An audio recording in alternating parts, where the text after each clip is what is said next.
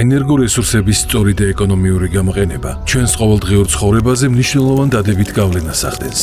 მაგალითად, თუ ჩვეულებრივ ღუმელს ენერგოეფექტური ღუმელით ჩავანაცვლებთ, ორჯერ ნაკლები შეშადა გჭირდება და სითბოსაც გაცილებით დიდი ხნით შევინარჩუნებთ. ენერგოეფექტური ღუმელი მუშაობს ისეთ ალტერნატიულ საწვავზეც, როგორიც ბრიკეტები და პელეტებია. თქვენი საჭიროებიდან გამომდინარე შეგიძლიათ შეარჩიოთ. საცხობიანი ღუმელი, ღუმელი, რომელიც მხოლოდ გასათბობად გამოიყენება. ბუხრის ტიპის ღუმელი.